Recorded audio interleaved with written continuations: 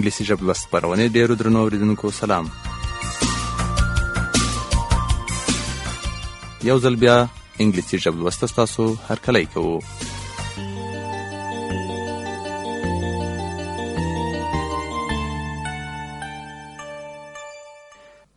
د نن درس New Intercom Book 1 page 68 Writing 15 اتشپیتم مخ. Writing 15.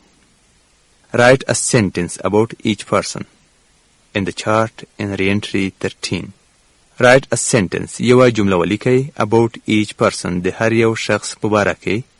In the chart in re-entry 13. د هر یو شخص په باره کې چې په re-entry 13 کې هغه چوکاټ چې دی په دې تیر مخ کې کوم کسان چې راغلي دي د هغې په اړه یو جمله ولیکئ. Bob Logan. Bob Logan can speak Spanish, but not very well. Gloria Rivera can speak English and Spanish. Bob Logan can speak Spanish. Bob Logan کولی شي په اسپانوي خبرې وکړي. But not very well. خو دومره ښه نه. Gloria Rivera can speak English and Spanish. Gloria Rivera کولی شي په هسپانوي او انګلیسي خبرې وکړي. Now page 69. نهشپیتم مخ. Re-entry 16. Can, yes, no questions, and affirmative short answers. Can auxiliary verb د توانیدلو یا طاقت لرلو په معنا دی. Yes, no questions د هو او نه پوښتنې دي. And affirmative short answers او لنډ مثبت ځوابونه. Present continuous statements حال جاری زمانه ده. بیانیه جمله. Present continuous statements حال جاری بیانیه. Ask and answer questions. Ask پوښتنه وکړئ او ځواب ورکړئ پوښتنو ته. Example. Student 1. Can Tushy swim? آیا توشیو کولی شي لامبو وکړي؟ دلته د توانایي او طاقت لرلو په معنا ده یا څوک د څه قابلیت لري په دې معنا. په دوهمه جمله کې ځواب دی خو په حال جاری زمانه سره. Student 2. Yes, he can. He is swimming now. د همدا اوس لامبو وهي. 1. Adela. 2. Mike and Liz. 3. Liz. 4. Bob. 5. Tushu and Gloria. 6. Mike and Bob.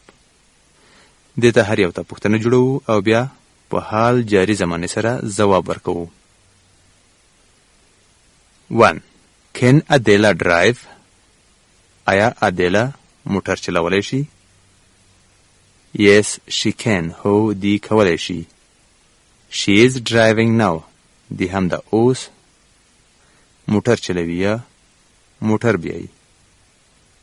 2. Mike and Liz. Can Mike and Liz ski? آیا Mike او Liz ski کولی شي؟ Yes, they can. They are skiing now.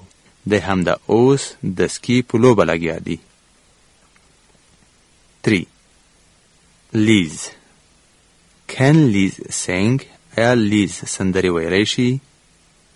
Yes, she can. She is singing now. دی هم د اوس په سندرو ویلو لګیا ده. 4.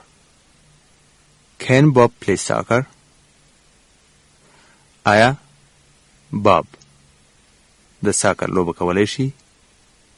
Yes, he can. He is playing soccer now. هو همدای اوس د ساکر یا د فوټبال په لوبه لګیا دی. 5. Toshu and Gloria. Can Toshu and Gloria dance?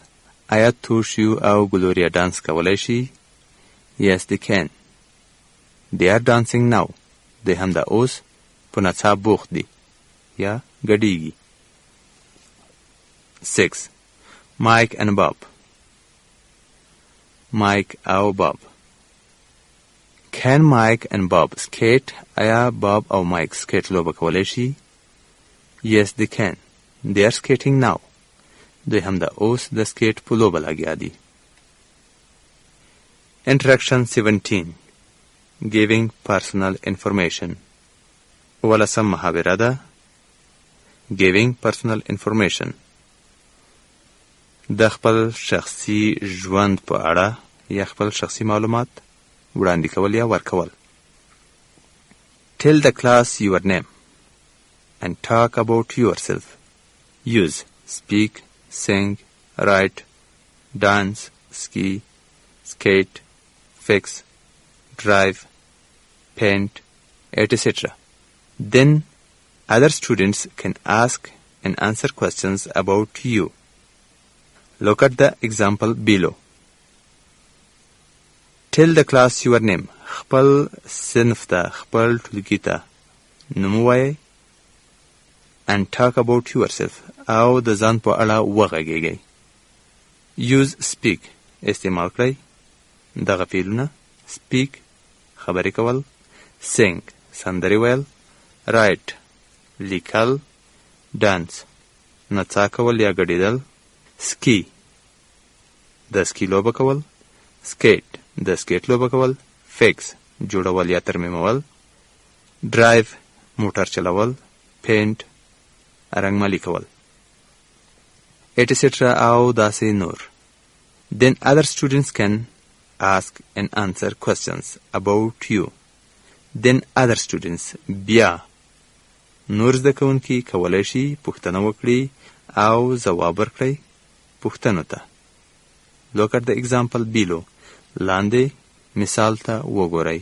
Below لاندې. Student 1. I am Ted Young and I am from Winfield. I am in high school. I am studying history, math, science and French. I can speak French, but not very well. I can swim too. I am Ted Young. زه ټیډ ینګ یم. دا یو زده کوونکی خپل ځان معرفي کوي. I am from Winfield. زه د وینفیلډ یم. وینفیلډ د یو ځای نوم دی. I am in high school.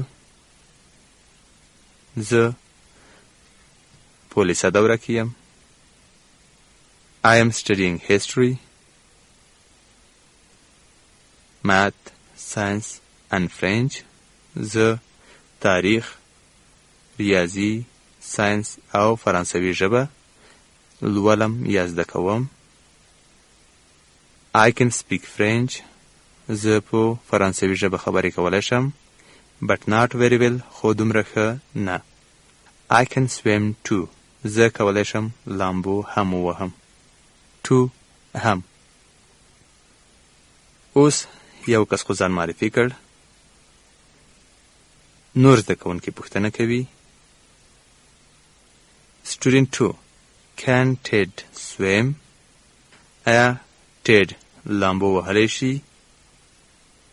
Student 3. دریم زده کوونکی. Yes, he can. هو دی کولی شي. Student 4. Is Ted studying French? آیا ټیډ فرانسوي زده کوي؟ Studying study مطالعه کول دی. خو په ځینو ځایو کې بیا study د زده کړې په معنا هم ده. Is Ted studying French? آیا ټیډ فرانسوي زده کوي یا د فرانسوي په زده کړه بوخت دی؟ Student 5. Yes, he is. هو دی د فرانسوي په زده کړه بوخت دی. Student 6. Is Ted from Italy? آیا ټیډ د ایټالیا دی؟ Student 7. No, he isn't. He is from Winfield. دی د وینفیلډ دی.